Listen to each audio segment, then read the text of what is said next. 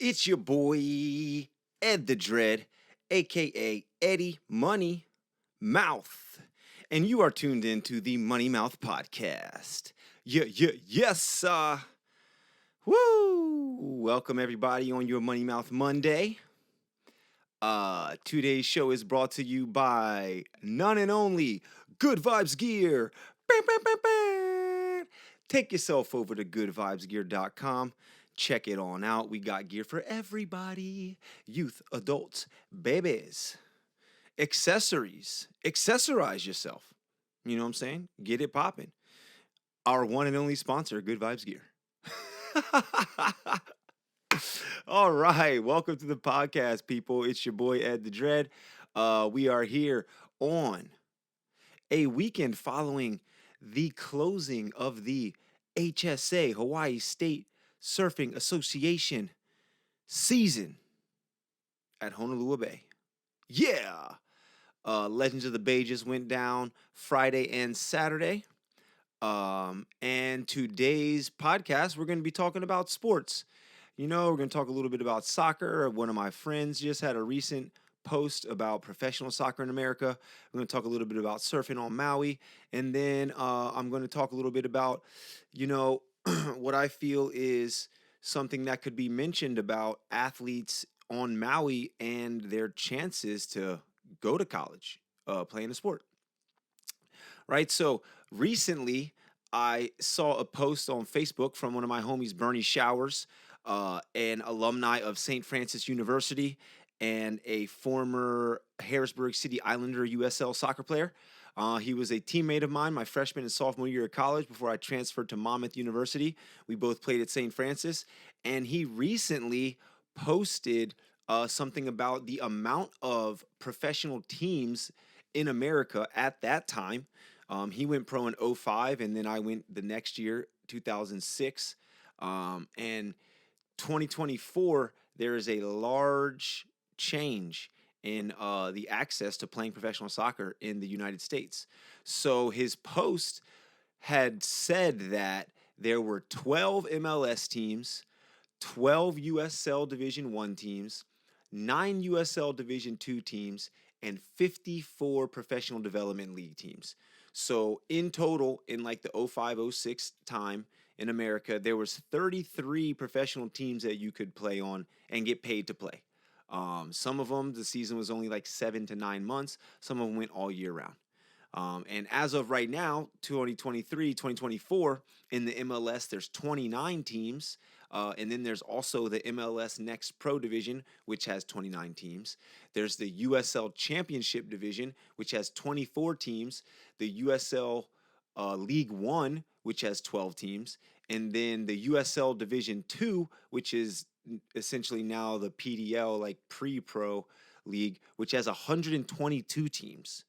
So, like feeder teams, there's that many, 122. And then professionally, you could get a contract somewhere within 94 different teams. So within 20 years, a little less than 20 years, there's like a 300% increase in the amount of teams. So, like it, when I talk to players out here in the high school area or the high school realm, they'll be like, oh, like what? You played semi-pro because like you played in the USL. And you're like, well, no, I played professionally. I had a contract. I worked for the club, which, was ran out of a sportsplex facility. My first season professionally, I played for the longest running franchise in the United States, the Richmond Kickers. I believe it's 3 decades or longer. This professional team has been running in one of the leagues that there has been. So back then, we had a very small amount of teams to play for, and the contracts weren't that great. And like a lot of people might not even have considered you to be a pro athlete if you weren't playing on TV. We even had before the Pittsburgh Riverhounds had the Highmark Stadium down on the south side next to the river. We played in a high school in like Chartiers Valley over near Chartiers Creek, like at a high school stadium. like, in the inception of getting the professional stadium built. So it's a thing that, big shout out to my boy Bernie for posting that post. It, shined a lot of light on one, the fact that now there is a lot of opportunity, although there's maybe a lot more players as well. Um, but two, like just the fact that shit, like me and him and a few of the other homies that I knew from college and maybe a few guys from growing up that made it to get paid to play the sport that we love in the country that we were born. Uh, Shit, we worked our asses off and made it. Even though it wasn't a lot of money you got paid, we still did it. So, um, big shout out to Bernie Showers. Again, he played at St. Francis University. Um, and the Harrisburg City Islanders. Another homie from youth soccer, Sean Rush. I played in a tournament in Italy with him, like my junior year of high school, and then later on he was playing for, I believe, Real Maryland. And now him and Santino Quaranta, who was initially one of the youngest signings for DC United out of Baltimore, they own Pipeline Youth Soccer Academy in Baltimore, so they've been doing it big. A homie, Alex Ugiove, he played for Crystal Palace Baltimore. A homie that we both played for the Northern Virginia Royals in the PDL, in our college years, and then ended up playing against each other professionally. I believe both of us also made first team All Met, which was, the Washington Post choice for the best soccer players or the best athletes for your sport from the DC, Maryland, Virginia area. Let's see, I don't know. Jason Gary is a homie I played club soccer with in college who ended up going Columbus Crew. Was like a really good forward for them. He was a killer. Uh, One of my youth soccer homies' older brothers, Ronald Goodlet's brother, Ray Goodlet, I ended up playing with him in Richmond. He was like a vet. Man, that was funny because when I was just getting out of college and he was like maybe 30 or older than 30, I was like, man, this guy's old. I'm not fucking 40 now. So, like, it's whatever. Uh, and then, when I was in college, I ended up playing with a number of guys that ended up going pro. Bernie, the first one. And then from St. Francis, there was our assistant coach, Matt Rosenblum. Or no, he wasn't the assistant coach. He was just a senior when we were freshmen. He ended up playing after he graduated. One of the homies from Penn State who like knocked a guy unconscious with a free kick one time. He was standing in the wall and just bop, got hit in the face and just fell backwards. We kind of flipped out. We were like, "Oh, what happened to homeboy?" Like looked around and they ended up scoring off the rebound because we like tripped out. Our boy got knocked out. But Chad Severs, he played for the City Islanders, and then I also played with him in Pittsburgh. And then two dudes from Robert Morris University, Ryan Zabinski and Alan Brown. I played with the two of them in Pittsburgh. Two really good friends of mine. We ended up, hitting it off because we played in the same conference for college. And fucking shitty story is that my senior year of college, we let up like 2 goals the whole regular season and then played them in the conference final at our field and lost in overtime 3-2, letting up more goals in the final game than we did in the whole regular season. Uh, so I ended up playing with two of those guys, and like I said, they became like my really good friends. So it's whatever. You have rivalries in college and stuff like that, but like you're all just playing a sport and like you're humans. Um, but when I went to Monmouth University, that was where it was like real deal. At Monmouth, the coach himself, Rob McCourt, had played professionally and grew up with guys like John Harkes and Matt Miola. Uh, our assistant coach, Matt Friel, had played in the USL and maybe in the MLS, but I know he played USL. He was like, honestly, one of the most ridiculous ballers I ever played with, like most fit guy, most just on point at all times. Um, from the actual college team, I believe that I was the first to go pro. And then after me was Huey McDonald, who went MLS, and then he's now the assistant coach and has been there for a long time. After him was Tommy Gray. He got drafted in the MLS and then came out and played with me in Pittsburgh, stayed in the USL for 2 or 3 years. Following him was Ryan Kinney. I'm pretty sure he went MLS, and I feel like he also played in Pittsburgh. Um, Alex Blackburn and Brian Meredith, two goalkeepers. I think Blackburn's still coaching maybe in the MLS right now and had his own freaking gloves made for him. And Meredith had a freaking long career with like the Seattle Sounders. And then RJ Allen. And I mean, these are just guys that I know that I like trained with when I was playing pro going back to college. But I'm sure more dudes have gone after them. But RJ Allen, fuck, he played against Messi and shit. He played at FC New York against like really big time guys and had uh, shit like David Villa on his team, I think. So like uh, a long list of dudes from Monmouth University that ended up playing professional. And kudos to Rob McCourt. He put together a program there that breeds success and breeds players that want to go to the next level and are always trying in the classroom, on the field, in the weight room, everywhere. So I had the blessing of transferring there, and in the year I had to sit out, they switched coaches. So like the guy that signed me up, which I just decided because I went to visit my friend who was on the team when we played against him, and he lived like one block from the ocean. I was like, hold up, bro, like your campus is on the ocean? Yeah, I'm going there. And like that was it.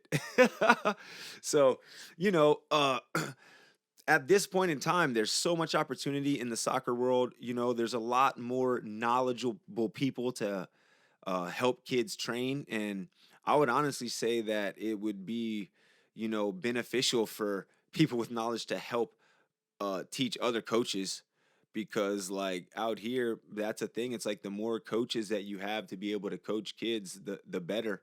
And in an area like Oahu where there's like 1.2 million people versus Maui where there's like 300,000, you can see the difference in just the amount of people that are willing to do things and the amount of people with the actual knowledge and experience.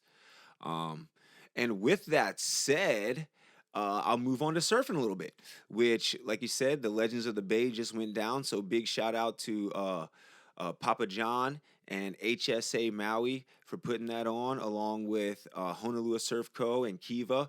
Freaking big time. Just sitting over the cave watching homies surf all day. Just announcing. It was the easiest announcing I ever had to do because the speakers only reached the people in the water. So all you had to do is make sure that they knew their scores, what they needed, and the two scores they had, and how much time was left. But just staying on top of that and making sure all the judges put the numbers in as quick as they can is a thing, you know. Um, but I mean, I had my first heat at the Bay, and seven dudes, 15 minutes, no priority. I took two closeouts and got caught inside, and the 15 minutes was up. And that was it. It was like, you're done. But, great to compete. And what I'll say about Maui is at this point in time, it's, an amazing time to be a competitive surfer here. If you don't pay attention to the World Tour, just recently we had two Maui dudes just in the semifinals and quarterfinals of the Pipe Pro, Imai Kalani DeVault and Ian Gentile. Right, I just was competing and judging slash announcing with the Young brothers, Cody and Levi. They both are, I believe, right now competing for positions in the Olympics for Canada. Right, we've got a lot of young talent. Eli Hanneman. There's a lot of young talent out here that are actually like doing well in the competitive scene that you end up surfing around all the time. Not to mention just local talent, the likes of like Matt Miola, Albie Layer, freaking Coconut Real Deal, Coconut Willie, all the fucking crew over at Honolulu Bay, Luke Adolson, Tanner Hendrickson, freaking DJ Joy, Kevin Sullivan. I mean, these dudes all rip, and they compete as well. And it's a time now, like I said, where dudes from Maui are actually like making it big on the tour. Multiple guys, and not to say that there weren't people doing it before. It's just that I've only lived here 7 years, so my experience in the surf scene is more minimal than most. Um, but when just free surfing and judging and being able to be around the likes of like Kala Willard and Dante Silva and dudes that are just ripping all day, you get better. That's just the bottom line. When you have to be out there and compete with people and see where they're taking off, see what they're doing, see what they did and what they got scored for, and you know whether have that influence what you do in that moment and or just what you look to improve on. Um, it's great. So I'm pretty stoked to be a part of the scene, having become a high school surf coach. Uh, it's like a new endeavor, having been a professional in multiple sports. So not like I'm saying I'm trying to go pro and get sponsored and whatever, but just being able to improve in surfing and surf better and attack bigger waves is a blessing. It's a blessing for that, like, oh, I don't even. Thank you, Maui. Thank you, Universe. Thank you, all the powers that be. Thank you, fucking Matt Kinoshita. All the boards that you made that I ride. Thank you for keeping me surfing for all these years. It wouldn't have happened without you, and your used board rack and your shaping knowledge. um, Lastly, like I said, maybe I would like to touch on something that it's uh, not so mind-boggling to me because where I grew up is maybe one of the most competitive places ever. Um, the DC metropolitan area between like New York and DC, like it's just super competitive. I was there pretty much all of the most formative years of your life up until when you're able to free yourself and or change your thinking, right? So like seeing as how competitive it is there compared to here, I can see why it is this way. But it's always kind of mind-boggling to me seeing so many athletes with so much potential out here, and a very small percentage of them going to do their sport in college. Whether it's because they just don't want to be an athlete anymore, or because they don't have the grades or just don't care. Which growing up, I think that everybody that I played club with, we were like in a fight to see who could get the best scholarship. Like everybody on the high school team was like, who's going D1, who's gonna get the best scholarship. Some dude's parents had like, if you can get a full ride to college, we'll buy you a car, like all sorts of like bets like that. Um, Whereas, like I said, it's a very minimal amount of players going to play at the next level out here when the opportunity is great. I mean, um, let alone this time in history where you have so much information accessible so easily. Um, Being able to learn what you need to and or just get the work done. I mean, without cheating, is much easier nowadays. Uh, Clearly, you could use AI or stupid math programs to just do your math for you, but you could also look up the information and actually use your brain power to get the work done much easier. So, um, I'm a teacher, and to be completely fair, it's like nowadays if you show up and you pay attention a bit, you're not on your phone and you turn in homework, you're probably getting an A. Like uh the tests are one thing, but a lot of it just comes down to what is your daily attitude? What is your daily workload that you're doing? Um so if you take that into account, that it's easier to get information, and I would say that that coincides with making it easier to get better grades. you know uh we live in a place where you can train all year long. It's warm like all year. Where I grew up, you're sub-zero for 3 months of the year. It's snowing. You're shoveling snow, making money in people's driveways. You can't train. You ain't doing nothing. Jumping rope in your basement, doing plyos in the basement. But it's not, unless you can rent a gym or do something like that. It wasn't going down. Here, you can train all year round. And you see like Hawaii All Stars gym cheerleaders, they go national, world championships because they train all year. So those two factors, and then you add into the fact that colleges like diversity, right? Like you being a person that's probably a very diverse cultural background, or ethnicity, or if you're just Hawaiian, there's multiple scholarships. Um, I'm a homeroom teacher for seniors, and they have to do a personal transition plan, which gets you prepared for whether you're going to go to college, apply to colleges, or apply to jobs, right? And in the last year and a half, I've looked up like Pacific Islander, Hawaiian, Samoan, Filipino, like scholarships for just all the ethnicities of students that I have. And there are thousands of them, like thousands. So it's like in my mind, I'm trying to figure out where the disconnect is that, people aren't trying to use this sport that they played their whole life to get college for free because if you live out here, it's not like there's a billion jobs, and if you're going to work at a hotel and you have a college degree, you're probably going to be the manager as opposed to the person being in the kitchen, right? Or the person who's the bartender or the waiter or waitress. So, when you look at the average nationally in salaries and wages, um, you're going to get paid more with a college degree, right? You may look at immediate money here and say things like, I mean, I do them too. I teach, but I also do labor jobs, things like painting, things like construction, things like tree trimming. You will get cash and you will get money and you will make a lot of money, but you will, after years and years and years of labor, you will be tired. Right? So it's a thing that, again, I just would like, Hawaiian youth on Maui, student athletes to think about. If you play a sport that is popular, that colleges recruit for, and you go to high school here, just spend a little bit of time to get A's and B's, and look up some scholarships, look up some grants that you can get for your ethnicity because they're out there.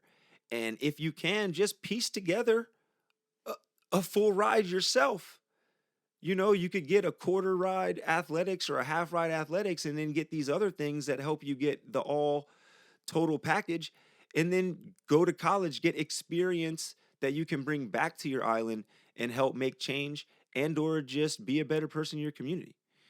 Right. So, with that said, that's Ed the Dread and your Money Mouth podcast. If you can, use sports to go to college and or be pro. It'll help you. And if not, you can always coach those younger than you. If you're good at something, you can tutor, you can coach, you can always pass down the knowledge that you know to somebody younger than you, especially with these devices we have that connect us. So keep that in mind as you move forward and you progress in your own life and you look to help those who are coming up next. Yes, yes, y'all. If you like what you saw, click like, share if you care. Go to www.goodvibesgear.com and buy yourself some gear, gear, gear, gear, gear, gear, gear, gear. C, C, C, C, U, next, next, next, next, week, week, week, week, week. A hooey ho, kako.